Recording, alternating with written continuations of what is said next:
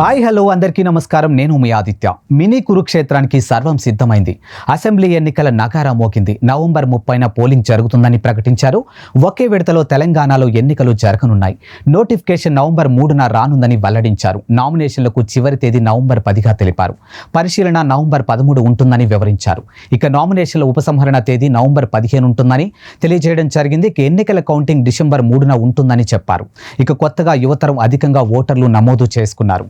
ఈ ఎన్నికల్లో వృద్ధులు ఇంటి నుండి ఓటు వేసే అవకాశం కల్పించింది. ఈ షెడ్యూల్ ప్రకటన సందర్భంగా కేంద్ర ఎన్నికల సంఘం ప్రధాన అధికారి రాజీవ్ కుమార్ పోస్టల్ బ్యాలెట్ కి సంబంధించిన కీలక ప్రకటన చేశారు. పోస్టల్ బ్యాలెట్ విధానంలో ఓటు వేసేవారు కూడా పోలింగ్ రోజునే ఓటు వేయాలని తెలిపారు.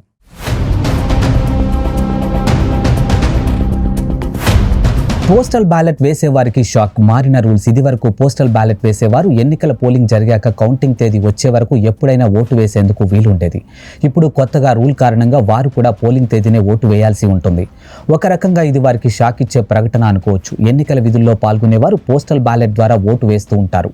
అందువల్ల వారు పోలింగ్ డే తర్వాత వీలు చూసుకొని వేసేవారు. ఇప్పుడు కొత్త రూల్ కారణంగా ఎన్నికల విధుల్లో ఉన్నప్పటికీ అదే రోజు వీలు చూసుకొని తమ ఓటు వేయాల్సి ఉంటుంది. ఇది వారికి కొత్తగా ఇబ్బంది అయినా ఎన్నికలను అత్యంత పద్ధతిగా నిర్వహించే క్రమంలో కేంద్ర ఎన్నికల సంఘం ఈ నిర్ణయం తీసుకుంది. ఇంకా ఇలాంటి చాలా మార్పులు చేస్తుందని తెలియజేశారు. ఈసారి ఎన్నికల సంఘం ఎన్నికల నిర్వహణకు అత్యంత ప్రతిష్టాత్మకంగా తీసుకుంది. ఎప్పటికప్పుడు మెరుగైన మార్పులు తీసుకున్నట్లే ఈసారి కూడా చాలా మార్పులు చేసింది. అందులో భాగంగానే పోస్టల్ బ్యాలెట్ విషయంలో వస్తున్న విమర్శలకు చెక్ పెట్టేందుకు ఈ నిర్ణయం తీసుకుంది. పోస్టల్ బ్యాలెట్ వేసేవారు పోలింగ్ డే తర్వాత వచ్చే ఎగ్జిట్ పోల్స్, ఇతర సర్వే అంచనాల లెక్కలో తీసుకొని తదనుగుణంగా తమ ఓటు వేసే ప్రమాదం ఉందని భావించిన ఈసీ అలా జరగడానికి వీలు లేకుండా చేయాలని నిర్ణయం తీసుకుంది. అందువల్ల పోస్టల్ బ్యాలెట్ వేసేవారు ఎలాంటి ఎగ్జిట్ పోల్స్ కి ప్రేరేపితం కాకుండా తమ ఓటును స్వేచ్ఛగా వేయాలనే ఉద్దేశంతో ఈ రూల్ను తీసుకొచ్చింది. బీఆర్ఎస్ ఖుషి, కాంగ్రెస్ బీజేపీకి టెన్షన్. ఇక తెలంగాణ సీఎం కేసీఆర్ 2018లో వేసిన ముందస్తు ఎన్నికల ప్లాన్ అప్పట్లో ఆ పార్టీకి భారీ విజయాన్ని తెచ్చిపెట్టింది. అప్పట్లో ముందస్తు ఎన్నికలకు ఊహించని ప్రతిపక్షాలు ఎన్నికల సన్నద్ధం కాలేకపోయాయి. 5 ఏళ్లు గడిచాక ఇప్పుడు కూడా సీఎం కేసీఆర్ అదే ప్లాన్ చేశారు. బీఆర్ఎస్ పార్టీ ముందుగానే 119 అసెంబ్లీ స్థానాల్లో 115 సీట్లను అభ్యర్థులను ప్రకటించేసింది. దాంతో నెల నుంచి ఆ పార్టీ అభ్యర్థులు జిల్లాలోకి వెళ్లిపోయి ఎన్నికల ప్రచారం, కార్యకర్తల సమీకరణ, ప్రజలతో టచ్లో ఉన్నారు. ఇక కాంగ్రెస్ బీజేపీలో ఆ పరిస్థితి లేదు. గత పొరపాట్లనే ఇప్పుడు ఆ పార్టీలు చేస్తున్నాయనే తెలుస్తూ ఉంది. కాంగ్రెస్ పార్టీలో అభ్యర్థుల ఎంపికకు స్క్రీనింగ్ కమిటీ ఏర్పాటైంది. ఆ కమిటీ తన ప్రతిపాద అభ్యర్థుల లిస్టులు కేంద్ర కాంగ్రెస్ ఎన్నికల కమిటీకి ఇచ్చింది. ఆ కమిటీ ఒకేసారి అందరూ అభ్యర్థులను ప్రకటించాలన్న ఆలోచన రావడంతో అభ్యర్థుల ప్రకటన ఒకంత ఆలస్యం అయ్యేలా కనిపిస్తుందని తెలుస్తుంది. అయితే దాదాపు 70 మంది అభ్యర్థుల పేర్లు ఆల్రెడీ ఖరారైపోయాయని వెల్లడించారు. ఇక ప్రకటించకుండా ఆలస్యం చేయడం ఆ పార్టీకి మైనస్ అయ్యే ప్రమాదం ఉందని విశ్లేషకులు అంటూ ఉన్నారు. వామపక్షాలతో పొత్తు దృష్ట్యా వారికి కేటాయించే 2 సీట్ల విషయం ఇంకా ఫైనల్ కాకపోవడం వల్లే అభ్యర్థుల ప్రకటన ఆలస్యం అవుతుందని వాదన వినిపిస్తూ ఉంది.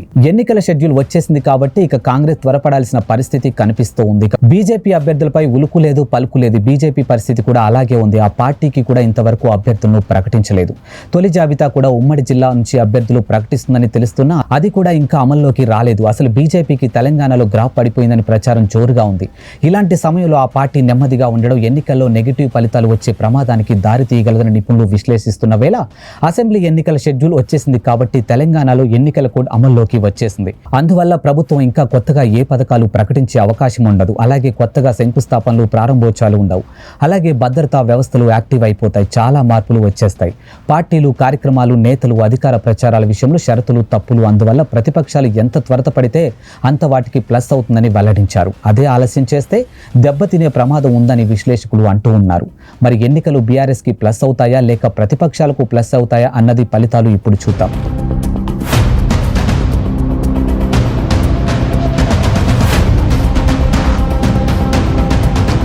దూకుడు పెంచిన మంత్రి హరీష్ రావు. ఉమ్మడి జిల్లాలో బీఆర్ఎస్ దూకుడు పెంచేసింది. ఇక సుడిగాడి పర్యటనలో జనరంజకంగా ప్రకటనలతో జోరుగా సుడిగాలి పర్యటనలు చేస్తున్నారు మంత్రి హరీష్ రావు. కాంగ్రెస్, బీజేపీ నేతలు కౌంటర్ ఇస్తూ క్యాడర్లో జోషు పెంచుతున్నారు. ఎన్నికల టైం దగ్గర పడుతున్న వేళ తెలంగాణ పాలిటిక్స్ హీట్ ఎక్కాయి. ఇక బీఆర్ఎస్, కాంగ్రెస్, బీజేపీలు పలు కార్యక్రమాల్లో దూకుడు పెంచాయి.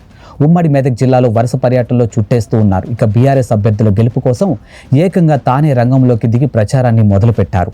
గెలుపు కోసం ఇప్పటికే ఆయన ప్రచారం నిర్వహించారు. మంత్రి హరీష్ రావు సిద్దిపేట, దుబ్బాక, రామాయపేటలో హరీష్ రావు సుడిగాలి పర్యటనలు చేశారు. ఇక రామాయపేటలో ఇటీవల నిర్వహించిన సభలో పద్మాను ఈసారి భారీ మెజారిటీతో గెలిపించాలని ఎన్నికల ప్రచారాన్ని మొదలు పెట్టేశారు. అలాగే పాలమూరు, మంచిర్యాల జిల్లాలో ఎన్నికల అభ్యర్థుల గెలుపు కోసం ప్రచారం నిర్వహించారు. ఇక్కడ అనే తేడా లేకుండా ఉమ్మడి జిల్లాలో ఈ కొన మొదలుకొని ఆ కొన వరకు చుట్టేసి తిరిగి తన సొంత నియోజకవర్గాల్లోనూ తేలుతూ ఉన్నాడు. బీఆర్ఎస్ అభ్యర్థుల్లోనూ జోషి పెంచారు. ఇప్పటికే రాష్ట్ర వ్యాప్తంగా అభ్యర్థులను ప్రకటించారు. ఇక కింగ్ కర్తవ్యం ఎన్ని నోటిఫికేషన్ల కోసం ఎదురు చూసిన అభ్యర్థులకు ఎన్నికల సంఘం తీపి కబురు చెప్పినట్లయింది. నవంబర్ 30న పోలింగ్ అని ప్రకటించడంతో అభ్యర్థులు ఆనందానికి అవధులు లేవు. ఎన్నికల సంఘం ప్రకటనతో ఓటర్లను ఎలా ప్రసన్నం చేసుకోవాలనే ప్రణాళికలు రూపొందించుకున్నారు. ఇక నియోజకవర్గాల్లో ఉంటూ ప్రజల్లో మమేకమై ఓటర్ను తమ వైపు తిప్పుకునేందుకు సన్నద్ధమయ్యారు. ఇక గులాబీ బాస్ ఆదేశాల ఉత్సాహంతో ఎన్నికల ప్రచారం మొదలు పెట్టవచ్చని భావిస్తూ ఉన్నారు.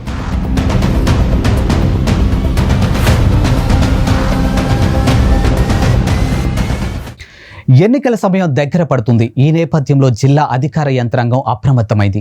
ఎన్నికల వేళ డబ్బు, మద్యం ఓటర్లు ప్రభావితం చేసేందుకు పంచే వస్తు సామగ్రి అక్రమ రవాణాకు చెక్ పెట్టేందుకు జిల్లా అధికారులు కదిలారు. పోలీస్ రవాణా, ఎక్సైజ్, రెవెన్యూ శాఖల సమన్వయంతో జిల్లా వ్యాప్తంగా 7 చెక్ పోస్టులను ఏర్పాటు చేశారు. ఇక్కడ నిరంతరం తనిఖీలు నిర్వహించేలా సిబ్బందిని కూడా ఏర్పాటు చేశారు.